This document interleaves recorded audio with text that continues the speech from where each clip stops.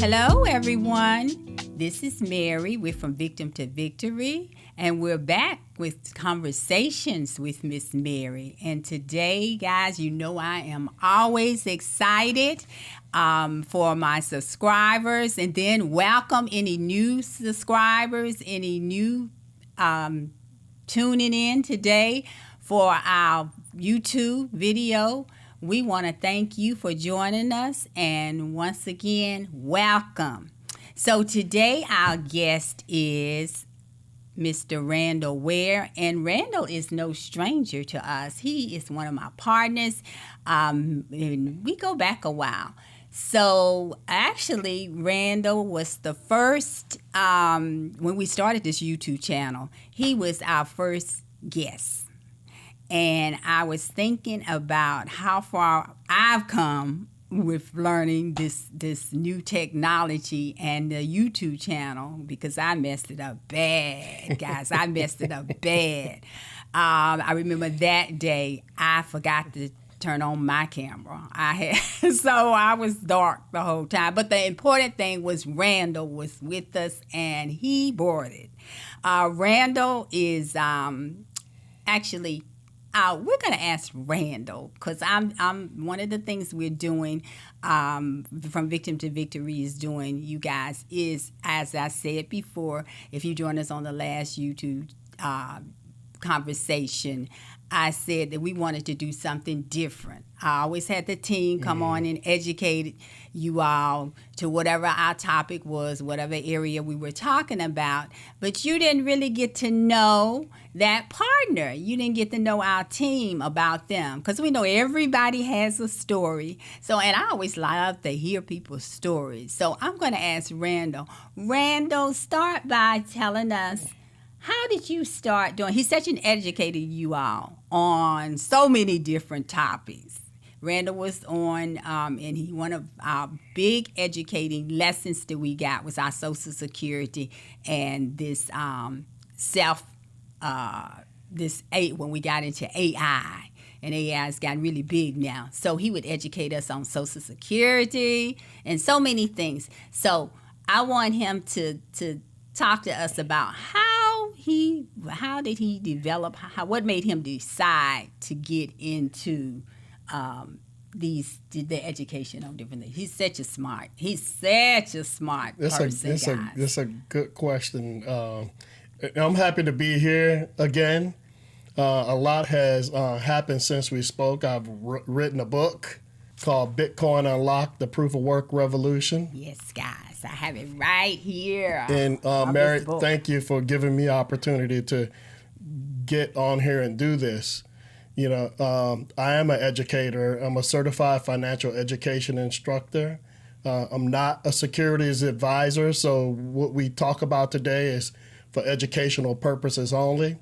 But I wrote that book, Mary, because what I saw, excuse me, what I saw was that a shift is happening, you know, and the shift is how the world is thinking about money. But it's happening in such a way where most people are not realizing what's happening, except they can feel what's happening. Oh, yeah, we definitely can feel it. Mm-hmm. And so I said I had to create something to help people understand what's going on with the money, but I wanted them to see it through a different lens. And that was through the lens of their time and their energy equals their proof of work. And we'll get into what that means as we go through the questions. But it's very important that we understand how we save our money in this shifting times. It really matters. And so I've been married for 33 years. I have 3 daughters, so I'm a family person too. And, you know, my dad was very instrumental in creating the book, because he said, if you're going to write something on Bitcoin, it has to be understandable to the everyday person. You know, and so when I wrote the book, I was very conscientious that that a 12th grader or a retiree should be able to understand what this is. And so my dad read the book and he said, son, he said, I get this. And he's 72 years old. And I said, so you mean is dad approved? He said, yes, it's dad approved. And it's large font. And I agree. Yes, I was going to say yes. I agree with Dad, Randall. You did a great job. I was talking about the font and also not only just the content, but the presentation of the book. So it is and I was saying it wasn't a thick, like your father said, it's a simple book. And it explains, the content of the book as well as, and everybody's on different levels. But for me, I like it was simple and it was not a big, thick book. It was broken down. So I really, really enjoyed the book and it's a great education. Know what else was important, Mary? When I was doing the book, my dad said, son, before the book, I didn't even know what Bitcoin was. Mm-hmm. He heard about it on the news. He heard about, it goes up and down. It does all kinds of things, but he said what helped him out a lot was that the book comes with a small amount of Bitcoin. Because when you like my dad, not just seniors, but anybody who's never been exposed to something, they're going to be skeptical, right? And what Absolutely. I saw, most of the books out there, all of them, I don't even know any book that comes with any amount of Bitcoin, But I felt that I couldn't just invite people to take the ride on the journey, without giving them the ability to experience the driving the car, so to speak, right? And so that's why I said we have to be able to give them a little bit so that they can experience it. So while they're learning and they're building up their confidence and learning this new technology, this new store of value, they don't have to be fearful, because fear is one of the things that keep us from acting on anything. We become like, I'm not going to do that. I'm going to lose money. Well, you're not going to lose any money because you're going to get some Bitcoin. And then if you don't ever buy any more, you just keep the Bitcoin that you get, then you'll end up thanking us later. Your future self will thank you. So thank you for letting me be able to explain that, because that's important to me. And it's important. It's important because thank you. Because it is a gift, guys. It's not like, as we're going to talk about, how sometimes we are given things. We're given things, but then it's getting taken back. So it's a gift. And it's no a one gift. leaves me. It's a gift. My dad, my dad is my stepdad, guys. But I consider him that's my real dad, because he raised me since I was 1, right? And he always told me, you cannot take anything with you.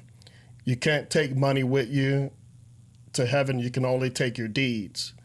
And that always stuck with me, So this is not about me making a whole bunch of money off the book. It's about being put on a path, and all of us get put on a path, being put on a path that and given a tool where I could actually share it all the way 360. We all become ownerships of this knowledge and the whole process together. So Randall, we're going to get into since we're talking about, that's a good start off with the book. So I have some questions for you. So the first question is, you call this the moment of the shift. So what exactly is shifting right now? What exactly do you mean by shifting? The way money is used and the way money is thought about is shifting, Okay. But for many generations, we can't see the shift because what we was taught. I know I can speak for myself. I'm 57 years old. We were taught by our parents to work hard, go to school, get a good job, and save in the money and trust the government gonna do right. That's all we ever knew. and just try to be good citizens, you know. But now we find ourselves, not most Americans and most people around the world, experiencing life and realizing, well, something seems broken. You know, something must be happening, but I don't know what's happening because things are getting more costly, whether it be rent, mortgage, you know, energy, gas, you know. So that is what I mean by the shift. And so people need to be educated about what's actually happening. And then that's so true, because you're actually, you said broken, and some of us are feeling like we broke, but we know that we're not broke. That's not God's intention for us. So as God says, we need to get wisdom. So we thank you. That's why you're here today, to give us wisdom. And that wisdom have to start with knowledge first. Yes. You know? Yes. So, and so my next question is, do you believe most people haven't noticed this shift? Why do I believe most people haven't noticed the shift? Is because they're stuck up in a hamster wheel of life. You know, they're constantly having to not have enough time to think. You know, when you're constantly in survival mode and you're just thinking, okay, I got to go to work, hope they don't cut my hours. You know, bills constantly coming in. You know, what the healthcare bills, the medical costs going up. You know, your children are getting older, and so is the food bill.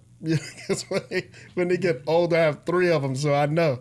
You know, everything is going up. So you're not really, your self-care as far as time and your ability to think about just everything else, you know, is the reason why people are not noticing right now, because they don't have time to notice. On the other hand, you know, I'm always an advocate for seniors. When you just said 57, you were born. That was the year I was born, 57. So I'm telling my age now.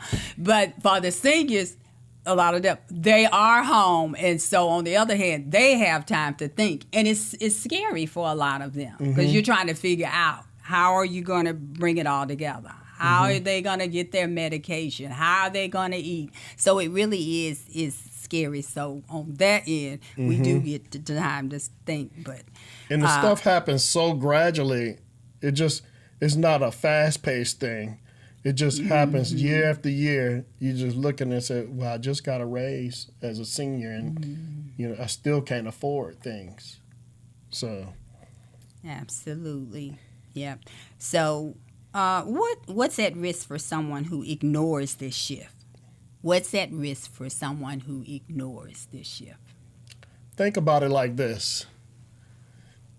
If an iceberg, right, was your savings, and the sun was melting that iceberg, that's your savings, and it was through global warming, your saving was being melted little bit at a time. Eventually, years out, what happens to your savings? No savings. Because it melted all away. It melted all away. I like that analogy. Well, look at our dollars. It's the same thing. When you're printing and you're growing your iceberg, so to speak, and then somebody else can just print more. Printing more, when you move, you cause heat and movement, right? So if I'm printing more dollars, you know, and you're working for the dollars, I'm heating up your iceberg because it can't store anything because it's being melted away, right? Through my actions, right? And so that's why I think if you're not cognizant of what's happening and where you're storing the value of your time and energy, you're gonna, after decades of working, you're going to realize you really don't have the purchasing power to do much of anything. Yes, when you don't have anything to do anything. That's the danger of not doing things, because if you keep doing what you told was right, the right way to do things, right, it's not applicable today. Times have changed. So if we keep doing what we thought was the right thing, and we don't learn, what's that scripture that says what? People perish? For the lack of knowledge. Yeah. It didn't say for lack of belief. And that's very important to realize. It didn't say people perish for lack of belief. I believe this. I believe in God. I believe in this. Mm-hmm. But I'm not trying to learn anything new. I'm just going to keep doing things the way they are. Mm-hmm. And so that's the danger of ignoring and constantly learning, is that you will find yourself in a situation where you're not able to take care of yourself in the future. That's good. So we constantly have Mm-hmm. to learn, be educated. Mm-hmm. That's why you're here today. Mm-hmm. So we have the problem of understanding Mm-hmm. money. Mm-hmm. So you say money is losing value, even when it looks the same. Mm-hmm. Can you explain that? Simply. Yeah. Make it simple. You believe, and I'm going to say that word again because I don't think that there's a lack of belief, right? Mm-hmm. You believe that when your $100 that you put in the bank, mm-hmm. right, you look at it and it's stable. You can even have it in there 1 year from now and look back at it, open up the app, and it's still $100, right? But when you go out to spend it, you remember, because you're a senior, and I respect our seniors so much, when $100 can fill up the grocery basket. You know how the grocery basket have those little square holes mm-hmm. down at the bottom? With $100, you couldn't see the floor. Now you go to the grocery store and you come out with 2 bags. You can clearly see the floor through the basket. That's a real talk right there, Mary. real talk. You can't get them 5 bags now. and what that is inflation. But people so used to the money looking the same, and it looks basically untouched. But they're not getting the knowledge. Mm-hmm. It's the reason why people are not doing well. So, not belief. Okay, so we're going to move on. Next question. Mm-hmm. Why do you say our current money system doesn't respect time and energy? That's because, family, the design of the system was designed to take away 2% of your purchasing power every year, right? So if something is designed by nature to inflict harm to what you have to go out and work for, right? You go out and work, you give your labor, your time, your energy, things that's not promised to you tomorrow. You're not promised your time or energy tomorrow, right? It's so true. Right? Tomorrow it's not promised. It doesn't respect your time and energy then, if it can be inflated away every year. Mm-hmm. So while you may be diligently saving, and you may be disciplined in your action of doing that, right? Is it fair that every year, due to creating money and printing it into reality, that your money's buys less every year? Is that respectful? No, another injustice. Yeah, it's not respectful. So that's why I said the system doesn't respect your time and energy, because it was never designed, and so any respecting system or savings protocol should be something that actually increases or stores the value of your time so that you can be able to use it later when you get older, right? Yes, because it actually grew in value. Yes. Correct? So, Randall, if someone works hard and saves money, why are they still falling behind? That's a good question. And the seniors always ask that to me. I work with seniors for a living. And they always say, well, Mr. Ware, how come I got a 2.8% raise and I still can't afford anything? Right? And so we have to look at inflation. Mm-hmm. Inflation's 3.8%.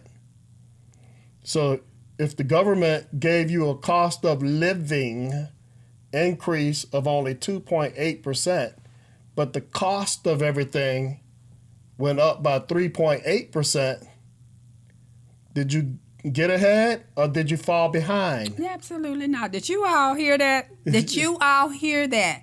We get a 2.8% raise. That's right. But then the cost of living goes up to 3.8. If my math is correct, we in the 10 negative? Is that what you're a negative one. Negative one. In the negative. So that means it feels like the 10. That means you're losing. Whenever you're a negative, you're losing. So you can fact check this. It's May the 16th. You can go and find out what was the inflation rate for today. It's 3.8%. Yeah, we So did. that means in January, y'all got the raise, right? Right. Of 2.8%. So now that answers that question, why people feel like they're still falling behind. And so that applies not to seniors, but seniors was a good example because y'all always get that printed paper that says how much they gave you all, and you're supposed to be happy about that. You know, that you got 2. Oh, yeah, thank you for the raise. And we don't just feel like it. We literally are. Exactly. Wow. So let's talk about the framework. Okay. Proof of work. Okay. So the first question in that area, we're going to ask you about, you define money as proof of work. What does that mean in everyday terms? What that means is that money should represent human effort. If you spend 8 hours working at a job, the paycheck is your proof of work that you gave that time and energy. So in my view, the best form of money to connect your savings to is something that respects that time and energy you spent. Not something that can be created out of thin air. You know, we already talked about if I could just print something and say, this is money, but you got to work for it for 8 hours a day. And I could just print it and give it to my friends and say, hey, you can borrow this, you know, because, you know, big companies out there, they get money they can borrow at 0% interest, right? So if I can just hook all my buddies up with a 0% interest loan for money that I just created on a computer, just typed it into existence, you know, that's not proof of work because it didn't take time or energy to create it. No, and you're right. We don't think. If we really, if we really think about that. Because even God, Mary, I'm going to say this one thing. Everything that God made, right, it just didn't pop into existence. True. Right? It took time and energy. Right? Right. Your parents, to create you, it took time and energy. Right? Right. So everything that's backed by scarcity and worth and time and energy takes it time and energy to make it. True. Right? So if you're going to store your value into something, it should be something that's designed to do that.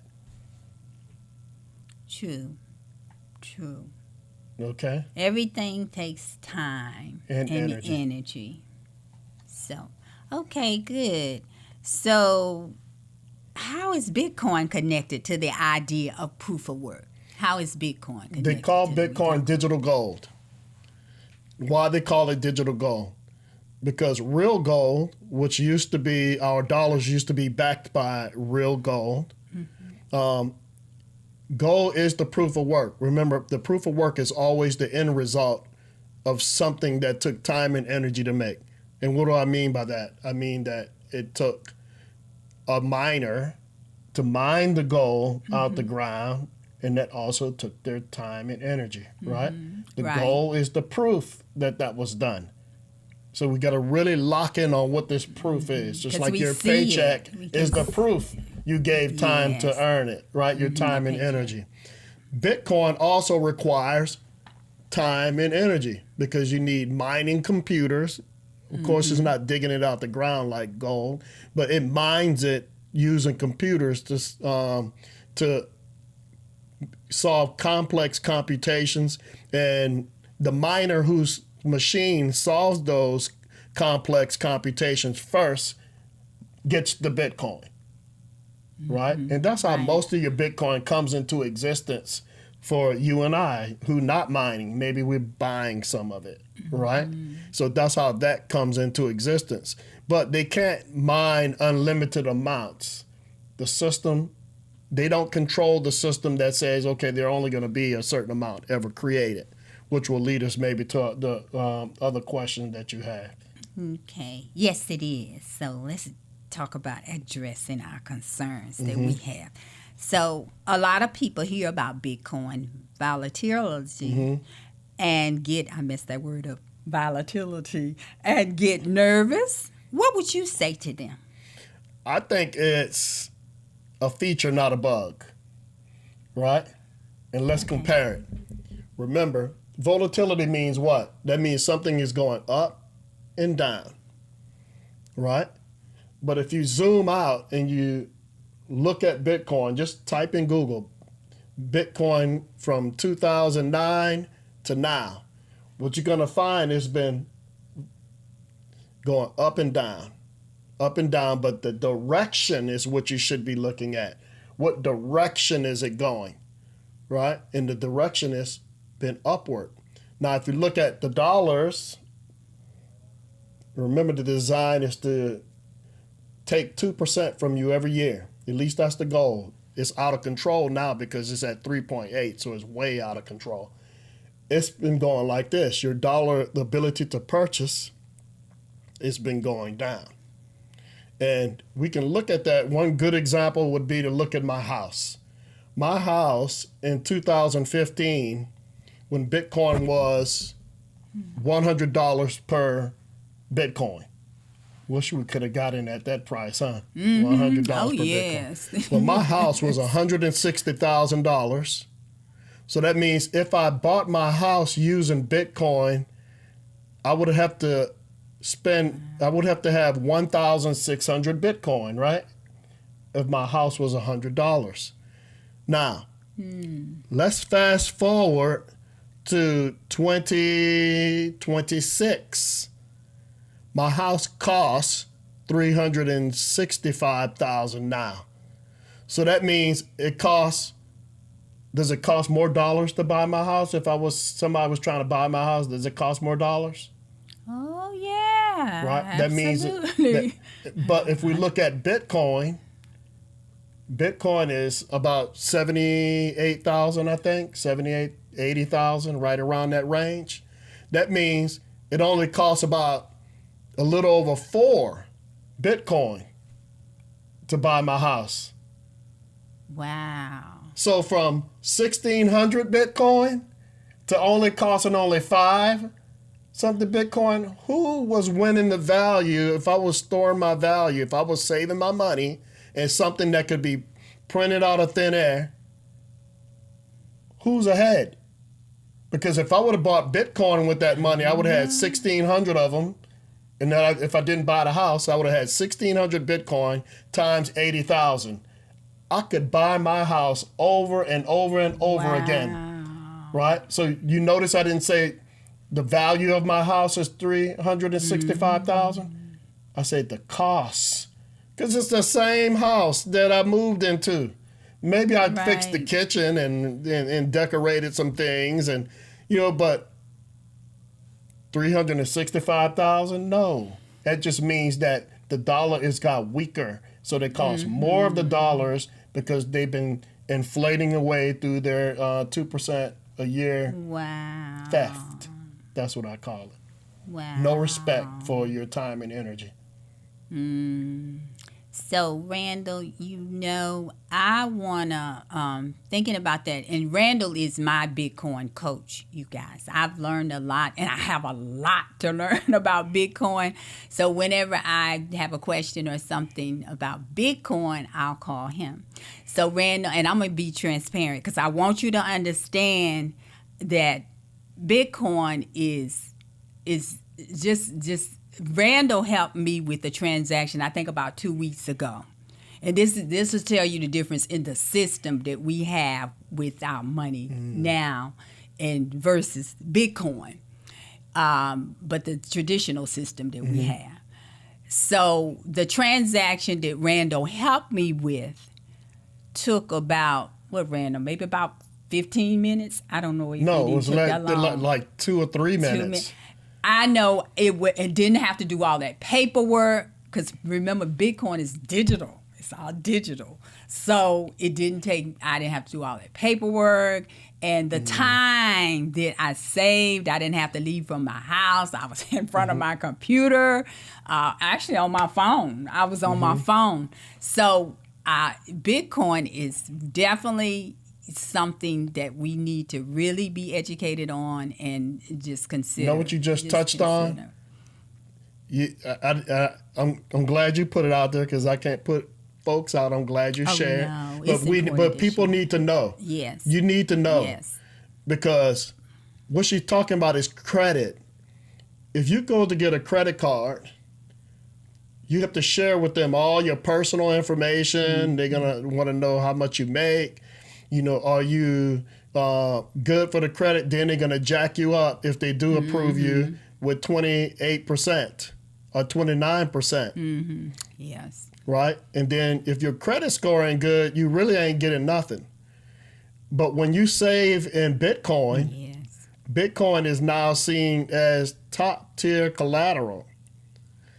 And they will lend against your Bitcoin. No questions asked. No how long you've been saving. It's just as long as you got the collateral, within minutes, they will lend. Yes. Now, whenever you... That's amazing. So basically you become your own bank. Yes. And I like to put it like this, Mary. People don't think about it. And that's why it's important that I give people get a little bit of Bitcoin with the book so they can start practicing doing things, right? What people don't realize is when your money goes directly to the bank, you do direct deposit, and all of it is going into cash to the bank. You no longer own that money anymore, because you basically become the creditor to the bank. The bank is the borrower, right? And so that means if they're the borrower, they can call all the terms. And that's why when you get your check and it shows the little interest on it, it says 0.1, like a penny. Like, I always think that's such an insult, right? But in the banks, in the defense of the banks, because it's business, they borrowing for that, so they're taking all the risks. Maybe they lending the money that you gave to them out to other people to buy mortgages, or maybe they lend it out to buy the car. People may not pay the mortgage, or they may not pay their car thing, right? So they're taking the risk, right? So if we wanted to try to justify it like that, we could say like that. But when you're saving in Bitcoin, like what you've been doing, right? Right. And let's say you're using your credit card to do things. You still have the money to pay the credit card, but you have more options, more features, right? You now become the borrower, and the credit card company is the creditor. Yes. When you was direct depositing your money into the bank, you were the creditor, and the bank was the borrower. So now you have all the cards. So now... It feels good. When you... now... You get to take the rewards and the risk, because Bitcoin can do what? It can go up and down, right? But now you control everything, you know? And so that's one of the credit has changed. So with Bitcoin, you become your own creditor. You don't need to have a perfect score. They just want to know, do you have the collateral to put up? And what happens to your collateral when Bitcoin's going up? Collateral is going up, right? Yes. And I don't know if the viewers knew this, but the president last June signed an executive order that requires Fannie Mae and Freddie Mac to allow Bitcoin to serve as a collateral towards getting a home. And that's important for the young people, because these days, if they just saving in dollars, it's going to take forever for them to be able to save to buy a house. But now that these Fannie Mae and Freddie Mac kept to allow Bitcoin to serve as collateral, it's going to allow them to have, it's like a two loan process where they have the regular loan, and then they have the collateral as the Bitcoin, right? And as long as, once they get the mortgage, the longest they pay their mortgage, right, they're fine. And guess what other provision was put into those rules? If Bitcoin goes down, guess what? What? The mortgage company can't cancel your rent or can't cancel your mortgage. Wow. Because the collateral went down. That's one of the rules. Wow. Right? So that's a good point. That and then is the other very good point good. is when Bitcoin's going up, it's possible that over time, just like my house would cost like less Bitcoin than if I would have bought my house in Bitcoin in 2015, it's possible now that people buying their homes backed by Bitcoin, that eventually the Bitcoin becomes more valuable than the house. So why wouldn't you want to learn about that shift? That's a good shift. Exactly. Yes. Yes, it is. I love that. And I'm sorry I went on a little rant on that. No, I know you have but other that's questions. good. No, Yeah, but the other thing I want to ask you is also, let's talk about some of the other places that actually we can use our Bitcoin now. For instance, a lot of people don't know about the big W. Tell them, Randall. Walmart. Yes. If you sleeping on Walmart, think about it like this. I just came back from China. I was there for a whole month. And Walmart is there too. Now, Walmart, a few weeks ago, about a month or so ago, announced, and a lot of times they announce silently, because most people, even the viewers watching your channel, they probably don't know. But Walmart announced that they will now, through their system called OnePay, and you can go to the Walmart, fact check this, go to your Walmart and say, hey, could I buy my groceries up in Bitcoin? And they can say, yes, you can buy it through our app called OnePay. Right? And so what does that app do? If you're buying eggs and you've bought your Bitcoin through one app and you're buying your eggs, that's $3, the cashier, and you won't see it, but when you buy the eggs at $3, it automatically converts the amount of Bitcoin needed to cover the $3. So Walmart gets the dollars, but the transaction behind the scenes, you saw the cost in dollars, but the transaction in the middle happened in Bitcoin. Bitcoin. Right? That's amazing. Now, Bitcoin. do you really think, Mary, that Walmart woke up yesterday and said, oh, we're going to let people buy stuff with Bitcoin today? Or do you think that company always looks at their logistics? They run risk analysis. You think that they had to really think those things out before they did it, or did they just wake up and say, oh, we're going to do this on Bitcoin? Or did a lot of thought maybe went into that process before announcing they were going to do that? Like Walmart, a big company, they had a lot of thought. Yeah, they went into with 150 million customers. So if you don't see that as a sign that a shift is happening, you know, it's a sad thing that's going to happen to you. Yes. You know, and I believe that. And I said to Randall, some of the employees may not know. So as he said, fact check, ask Google.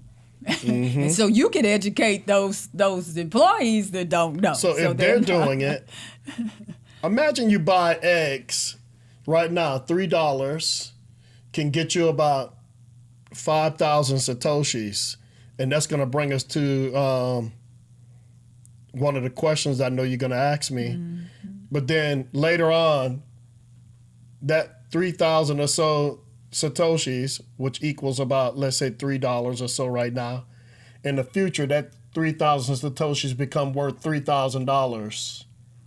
You might be sick that you spent that for eggs, right? Yes. And there's a real example about that. What happened to this guy when Bitcoin first started? Yeah, tell that example. That's good. The Bitcoin was 9 cents. Yeah. Right? Something that costs almost 80,000 right now was 9 cents back then. Now, of course, that person who bought 2 large pieces for 10,000 Bitcoin, right? He didn't see where this was going. He believed in it, right? He believed. We're going back to that word believe. But he didn't have the knowledge at the time of what this would eventually become, right? And so imagine him looking back now. 10,000 times 80,000. I'm sure he think about that sometime, right? That's like millions, I'm sure over he 400 does something. Yeah, $400 million now for 2 pizzas. So if people don't learn about what this is, they'll start getting it. Mm-hmm. Their job might say, "Hey, you can have so much of your pay in Bitcoin," but then they go right around and spend it at Walmart because they don't really understand what they got. Mm-hmm. So they're exchanging to Walmart their Bitcoin, and Walmart's and they're exchanging their Bitcoin for dollars, basically. And what's happening to the dollars? They're buying what? Less. So I'll leave it at that. Yes. Walmart did not wake up yesterday and say, "Oh, we're going to do this." No. So let's talk about, how much do we need? Do you need a lot of money to get started in Bitcoin? Let's talk about that. That's one of the biggest misconceptions that they have. You don't need a lot of money to get saving Bitcoin. And just look at, again, it's not financial advice, but the way I look at it, Bitcoin is a savings protocol, not an investment, because the government labeled Bitcoin as a commodity. So it's not a stock. It's not an investment. An investment is more like if you go and buy a securities product and people need special licensing to sell it to you. You know, are you buying it from Robinhood or something like that, securities? But a commodity is things like gold, corn is a commodity, anything that's like physical, right? Even though Bitcoin is digital in nature, right? They labeled it a commodity because guess what, Mary? It doesn't have a CEO. It doesn't have a marketing department, right? It was something that was started that, like the guy who spent the 10,000 Bitcoin for the 2 pieces, mm-hmm. It was something that got started that people looked at and said, that's a joke. It's not going to be around. He probably was very happy when he was eating his pizza, right? Because he got something that he thought, this is real. I can eat this, right?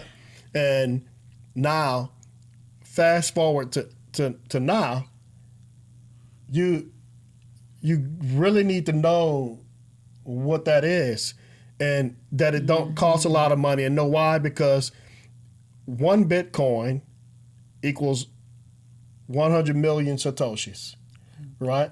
And you just went to my next question. I was going to ask you about the Satoshis. Yeah, so you don't have to spend a whole bunch of money. Because you know that 1 Bitcoin equals 100 million Satoshis, then you can stack what they call sats. So Satoshis is also called sats. So stack sats, right? So Satoshis, just like we just talked about the man, you answered my next question. The question was, what are Satoshis and why should people why care? You want to stack we sats? Should care. We should care. Know why you should care? I'm going to give you a perfect example. And I don't even have to go that far back. This is going to show you how the dollar, and in the app we created, you're constantly getting an update on this. In my Shift app, every day you see how many Satoshis a dollar can buy. Now, in 2023, $1 could buy 3,000, a little over 3,000 Satoshis. And remember, what are Satoshis? Satoshis is small units of Bitcoin, right? So just like a dollar has 100 pennies, Bitcoin has 100 million Satoshis, right? 100 million. So in 2023, $1 could buy over 3,000 Satoshis. In 2026, $1 can only buy a little over 1,200 Satoshis. So, Mary, what's happening? it can buy 60-something% less. The dollar buys about 64% less Bitcoin Satoshis. And don't get it twisted. Satoshis is still Bitcoin, but that's what you call a small unit. So you can buy little units at a time. So somebody with $1,000 right now, they can get about 1 million Satoshis, right? Because sometimes our mind can't fathom that, wait a minute, that 1 million Satoshis, what happens when $1 only buys 1 Satoshi, right? Because if it bought 3,000 in 2023, and now 3 years later it buys half, almost less than half that, 64%, what happens is every year, the amount that you can get for $1 keeps going in half. Eventually, you're going to end up where $1 only buys 1 Satoshi. And the people who bought 1 million of them will be millionaires. Just like the guy who bought the 2 pieces for $10,000, he would have been a multi-millionaire, right? But that all starts with going from belief to a foundation deeply rooted in knowledge. So Bitcoin is good. It's Bitcoin, in my opinion, in my experience. But who makes it more? If you have something that's think about scarcity, Mary. If you have something that's only a limited amount of supply, the more people have it, leaving less and less for other people who don't have it, what happens when more people have it? The price goes what? The price is going to go up. Okay. So if we're trying to make our dollars more valuable, then you would say, you know what? I'm going to learn about that Bitcoin. I'm going to learn about it, because the more of us know about it, even if all of us have a little bit, that means it's less for other people to buy, right? Because no matter whether you're rich, middle class, or poor, we all have the same opportunity to get Bitcoin. It doesn't discriminate, you know? So, and I'm going to put this in perspective. Remember, we said there can only ever be 21 million Bitcoin created, right? Right. How many millionaires you think do we have in the world right now? About 66 million, right? So is there enough Bitcoin for each millionaire to get 1 Bitcoin? If there's only 21 million Bitcoin and there's 66 million millionaires, can they all get 1? No. So if they are buying, yes, they might be able to, you see a rich person buy Bitcoin for $80,000, but what are they really doing? Because it's not enough for all of them to get 1. They're stacking sats. They're stacking Satoshis, because we know that there'll only be 21 million Bitcoin. But if you look at it from Satoshi's point of view, that's 2.1 quadrillion Satoshis. So that means BlackRock, Strategy, Vanguard, all of them trying to stack as much of that 2.1 quadrillion Satoshis. So when you think of Satoshis, this becomes way more real, because how many people do you have on the planet? About 8 billion, right? 8 billion people.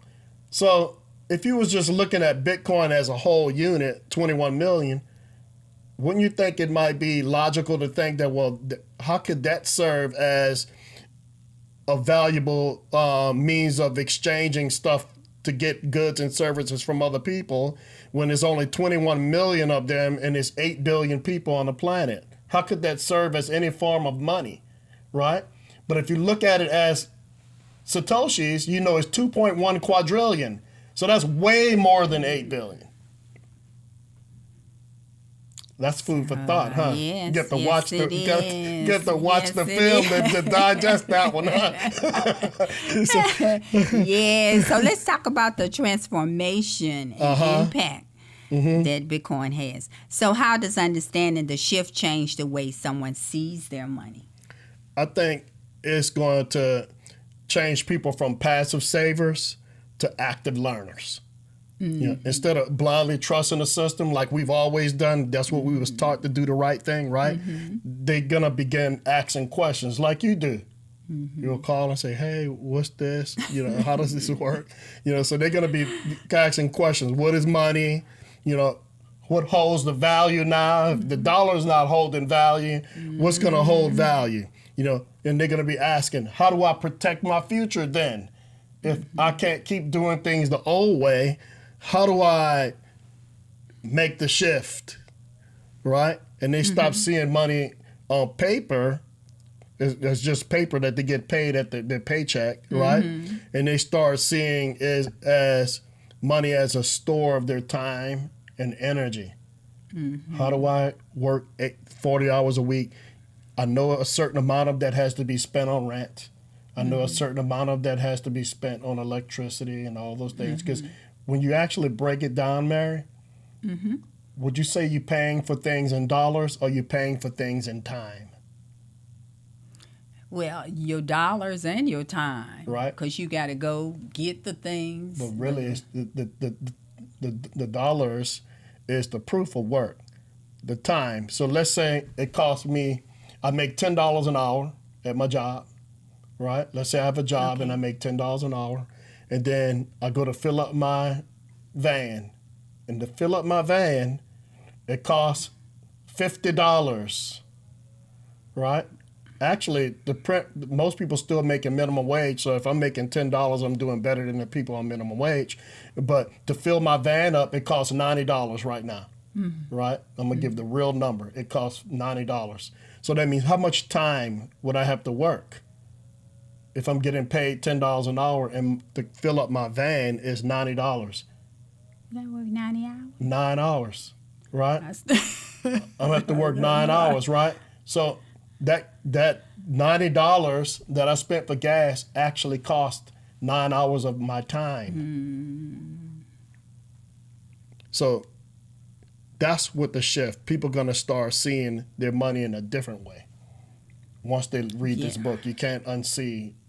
Read my book, they can't unsee what they're going to see. So what does it mean to truly protect your time and energy? That means aligning your savings, right, in the right way. How can I put this? It's like trying to put on shoes that don't fit you, maybe. I don't know if that's a good example, but you put it on, you're trying to wear your baby shoes because you think they're real cute, and you're like, oh, I used to wear these. Big feet. Right? And your feet, maybe your big toe can fit in the little baby shoes.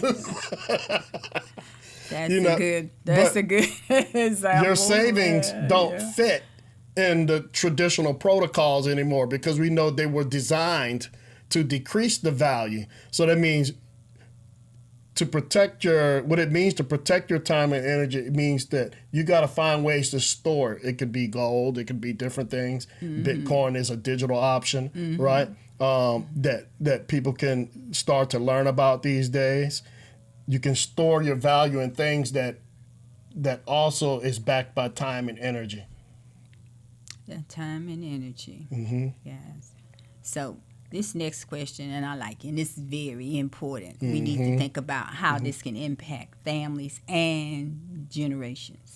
Well, all we have to do is look at us as an example. We are a product of our parents and our grandparents, right? Right. And because they believed in a system that promised to deliver, that affected all the generations going forward, right? Right. So this means that financial education can change a whole entire family, right? When parents and grandparents now have an understanding of how things work and they have the knowledge, then they're going to pass that knowledge on to their children, and then their children are going to pass that knowledge on to them. It's going to create a stronger foundation for the future generations. And that's what I hope to accomplish, with people like yourself who's saying, you know what, the elders play a strong point in connecting with the youth and in keeping track of what's going on because you have an advantage over me. Know what that advantage is? You've seen things over time, and although it has a different face on it, you know what happens when those shifts start to happen. Shift, And yes. you've seen many of them in your lifetime. Yes. And so, absolutely, we want the generations to be in a better position. Yes. And that's how it was meant to be. Each generation should be better and better. So, for each generation. So, that is good. So, that's why it's important that we are getting this education on Bitcoin, guys. And as it brings us to call to action. So, for someone hearing this and wanting to learn more, where should they start? I would say start with education. That's the first thing you should. Don't rush it. Don't ask questions. And then learn step by step. And that's why I did the book. Yes. Because the book is going to explain ideas in plain language. For everyday people. And I just used two things. If a 12th grader could understand it, and whether a senior who's completely new to these digital concepts of finances, if they could understand it, without the need of having a finance degree, would they be able to navigate themselves through this shift? And so that's why the call to action is start with the education first. And that's why I give a little bit of Bitcoin with the book. So they have to focus on, I don't even have any money to save. There's no excuse now. Absolutely not. And I think you sort of you touched on my next question. What makes your book unlock the proof of, and that's the title of the book, unlock the proof of work revolution, different from the Bitcoin book? Okay. The Bitcoin unlock proof of work revolution is different because when I looked out there, and there's many, many, many books out there on Bitcoin, but what I found is most of them was mostly focused on the technology aspects of it, and the price. Oh, the price, is it going to be $2 million per coin or this or that, but it didn't really explain it to everyday folks like us, right? And I wanted people to start seeing it through a lens of not just comparing it to the stock market, right? But to see it as through the lens of their time, their energy, and their labor. How do I save that? And how do I understand concepts like inflation? Because it's truly wrecking people right now, right? And what I saw is, even though those books, to a technical engineer like myself, those books are informative and very knowledgeable about things, none of them never gave me anything to start off. And to me, that's important because some people got to feel it, see it, and experience it. And so I said, let's make sure that everybody has a little something to start their journey. So that's to me, the simplicity and the ability to experience Bitcoin separates me from all of the other books that's ever been written about that subject. And it's a great book because in the book you also give resources for to educate yourself further on Bitcoin. And I like that. I thought that was great. And there's a chapter in there, chapter 6, that really goes over Albert Einstein's rule of 72. And once you understand that rules, I broke it down very simple, very informational chart. Once you see that, you won't really care what Bitcoin does throughout the year. If it goes, you'll actually be praying for it to go down, so that you can buy more. Because once you understand the rule of 72, that tells you how long it takes your savings to double if you know the interest rate of it, then the volatility becomes a no deal breaker. You don't care about you just care about what the average interest was on an annual basis, not on a day-to-day driving yourself crazy looking at your phone to see what the price is. Who has time for that? But yeah, I really go into, and I made that very simple too. And it's actually one of Albert Einstein's easiest to understand formulas. Okay, great. So what? And this last question, we're Okay. closing it out. Okay. So if someone takes one step after listening today, what would you what should it be? Take What the would you first tell them? step toward understanding. You don't have to be an expert overnight. Just become curious. Just be curious. Learn how money works.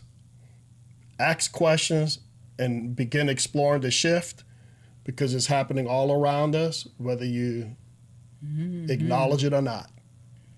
Yes, So, it is. You would have Thank to you, be Mary, for sleep. letting me be able to. Wow. Thank you, Randall.